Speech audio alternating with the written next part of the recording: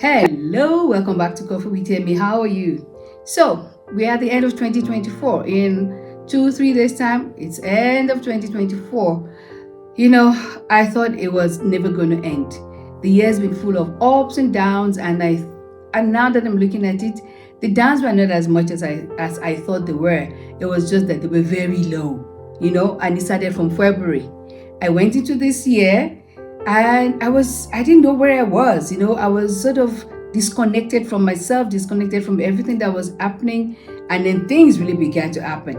And it was down, down, down. And then around June, I thought, okay, I need to shake myself and get out of this. And I did get out of it, I think, not to my normal self, but anyway, it's the end of 2024 and we have made it. Thank God we're here, we're standing, and let's see what happened in 2024. Obviously, I'm not going to go through everything, but 2024, I thought, and I still think, was a crazy year on the internet, especially for the Gen Z and those before them. What's that? The millennials.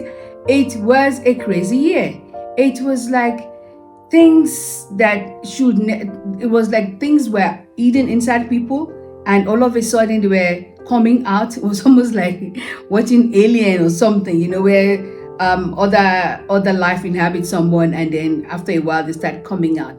All sorts of crazy things happen. It was the woke era, and I hope we're really getting out of that now. It was disheartening what I was seeing. It was sad. It was a bit frightening at one point for me as a mom. It was frightening for me, and I'm still concerned.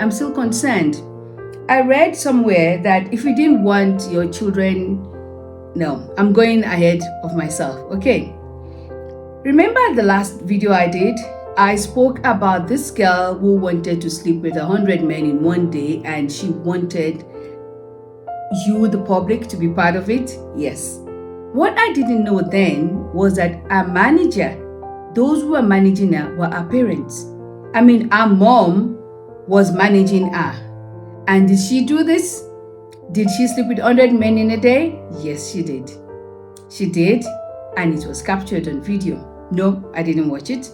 I just read a little bit about it. I can't watch that. I can't. It's not just the fact that I'm probably watching porn, but I just can't watch somebody abuse themselves like that.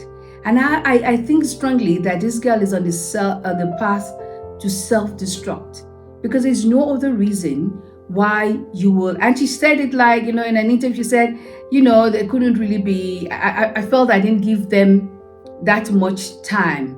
It had to be in and out in 8 seconds or something like that. And some men complained that they didn't get what they were offered. Seriously. Anyway, it was sad to read that she actually went ahead with it. And in one of the articles that I read, the whole room, well, for once, I won't say for once, but she did try to keep herself from STDs. So everybody got a condom, I think. And the whole room, from what I was reading, was littered. It was 100 men, so it was all over the place. And I can't imagine what it must have been smelling like. And you could see that it had an effect on her emotionally and I think mentally.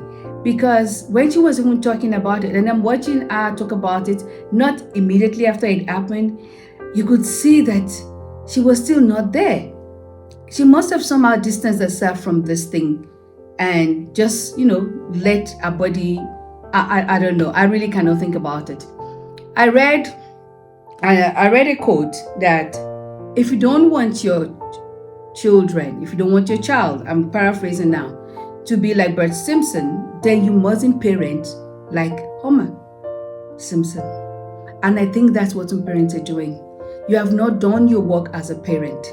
How can you as a parent watch your child being violated 100 times? It's captured on film. And to make it worse, I won't say interesting, she says now she wants to go for 1,000 men in one day. I think she just wants to kill herself, and she's just finding a way to do it. There's nothing else. There's no other reason Wow, I can think that this is not for likes anymore. It's gone way beyond that. It's gone beyond the money. I think she just wants to kill herself. And parents who are not really teaching their children are all over the place now. Another crazy story that I actually listened to this because I didn't know what I was getting myself into.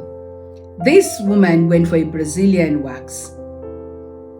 I cannot imagine doing that. I know people will do it, and I've always wondered, how do I lie down? And anyway, if you do Brazilian wax, you know what it is, you know how it goes. Anyway, she went for a Brazilian wax. She went for a Brazilian wax, and the poor lady who was supposed to do it said there was something wrong.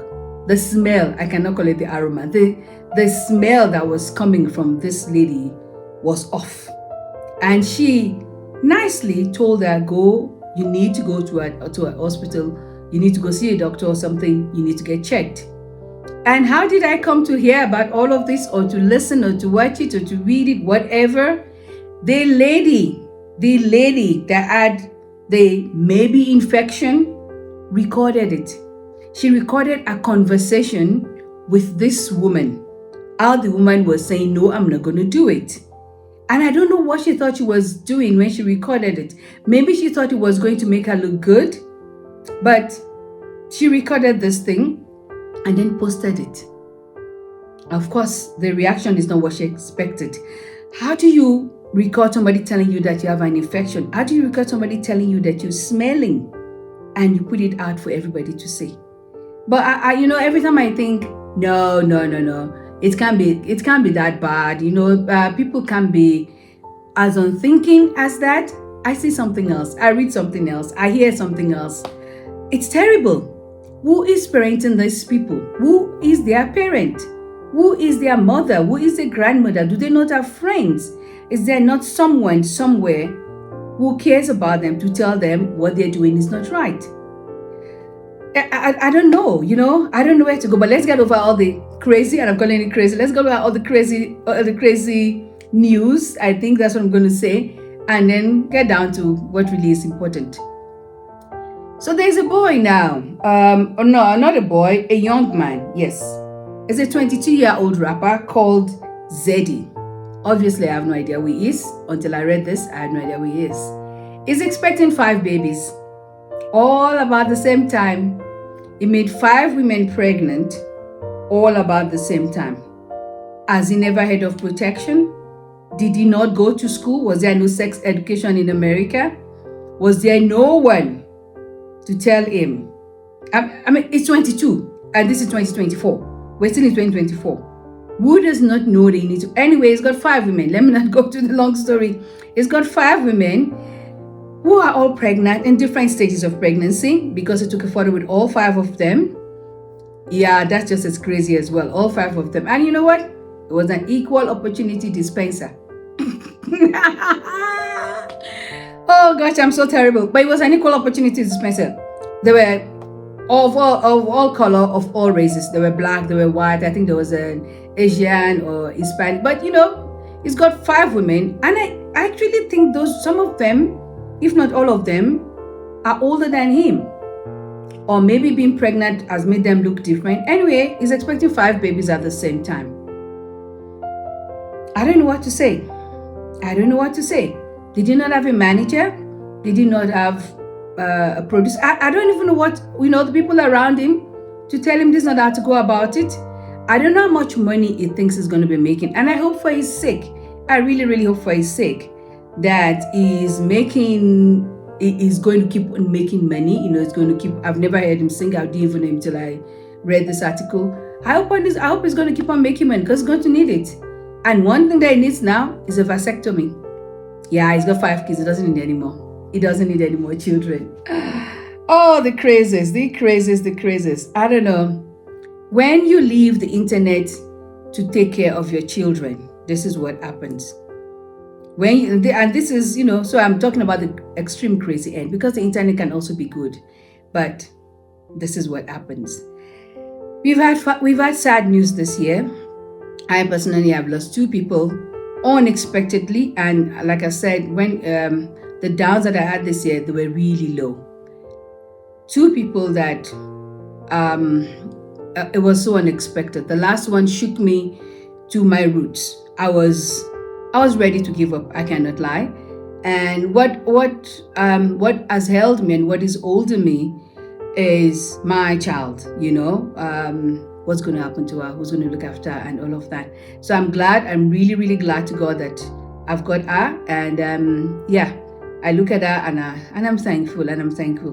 But apart from the two people that were close to me that I lost this year, we've lost some people that we're not going to get back. And I'm thinking, this is my childhood. This is my growing up, closing down slowly. Mufasa died. Do you know that voice? This is CNN. Okay, I didn't get it right, but you know who I'm talking about. James Earl Jones, he died. Quincy Jones died. Oh man, these are great people, at their craft, at what they did. No more what they did, they're gone. Downton Abbey, the grandmother in Downton Abbey. Oh my word, I loved her wit. You just couldn't put it down. She died as well. They represented music, acting, black actors.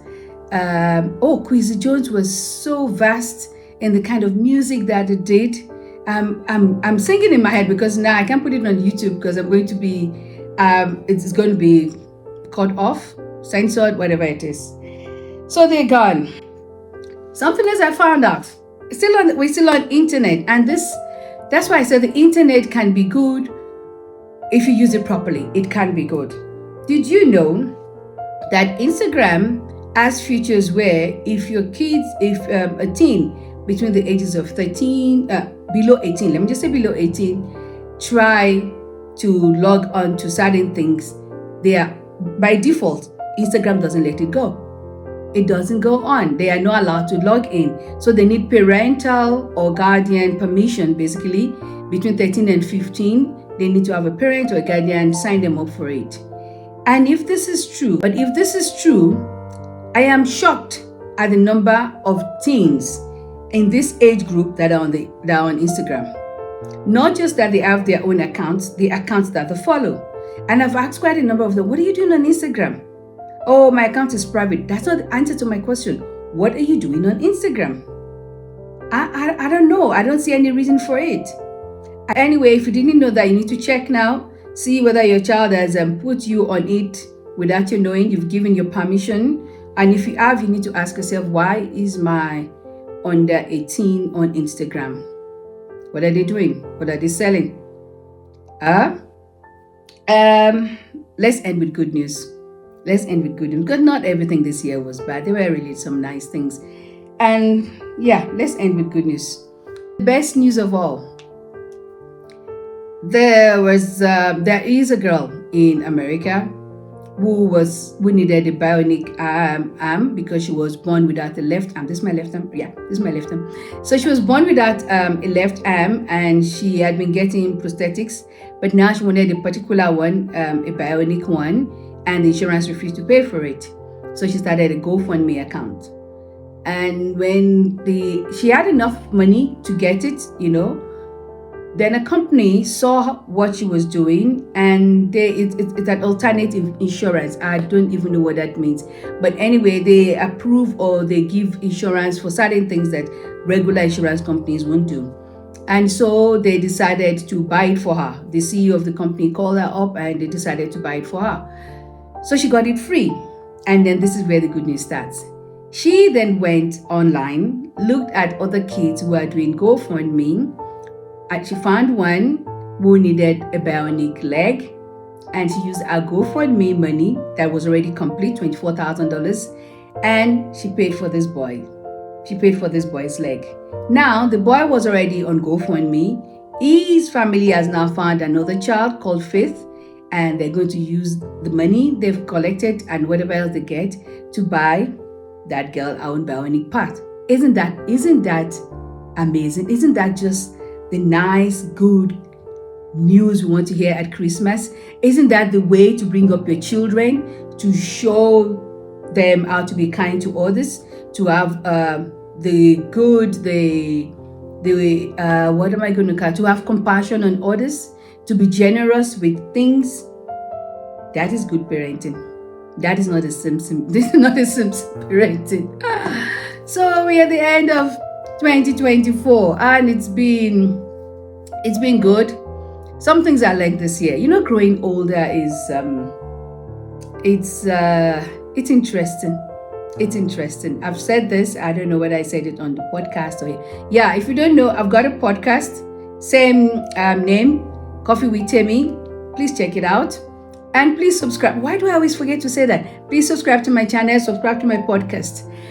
Anyway, growing older has shown me that you do not need as many things as you think you need.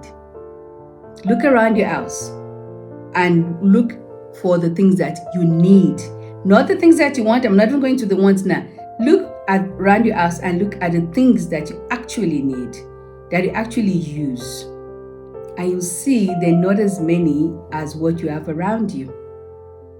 And that goes with the people around you. This is probably going to get me into trouble, but it is what I do. Make yourself available to people who make themselves available to you. Of course, there are exceptions. There are people who need you, and you don't necessarily need to be getting something back from them. It doesn't have to be reciprocal. But I'm finding that in this, not just the Gen Z, not just the millennial, not just the Alpha Gen, all of that are selfish, but people have become very selfish. COVID, those of us who survived COVID, it did something to the brains of some people, and they become very selfish. And they expect you to give and to give and to give, and they're not willing to do the same thing for you. And I've passed the stage now. I don't need approval to be myself. I don't need I don't feel guilty. I realized that what will have made me feel, maybe I shouldn't have done that. I don't feel guilty about not doing certain things. And I'm going to go into this new year, and I think you should too. Look at yourself, look at the people around you. After looking at all the possessions that you have, okay, look at the people around you, look at the things around you, and make a conscious decision as you go ahead. Some people are not necessary, just like some things are not necessary. If you're able to do for people, please do. I'm not saying stop doing, I'm not saying don't do that. Please do. But don't avail yourself unnecessarily. I also find that I've made myself too available, to the extent where you're taken for granted. And quite a number of us do it. Quite a number of us do it. So don't. Know your worth. Let people, I tell my child, and I try to bring up this way, let people who want you be the ones that you are around. If you're not wanted in a certain place, don't go there. If people cannot appreciate your worth and what you do or what you mean in their lives, you don't need to be there. You can just be, sort of on the periphery. And it might be selfish, but I think we older people are selfish, aren't we? Because that's what they're going to look at. But look after yourself into the new year. Do not drink yourself into a stupor on New Year's Eve. That's not what it's for. I don't drink. I can't tell you not to drink. You're an adult. You know better. You know what you should know about your body and about what you go in. Try not to eat too much. I was able to cut down my coffee this year. I didn't totally stop drinking coffee, but I cut down my coffee. I actually lost some weight. It's not showing yet, but I did lose some kilos, thank God. And let's have a really wonderful 2025. Happy New Year. Bye for now.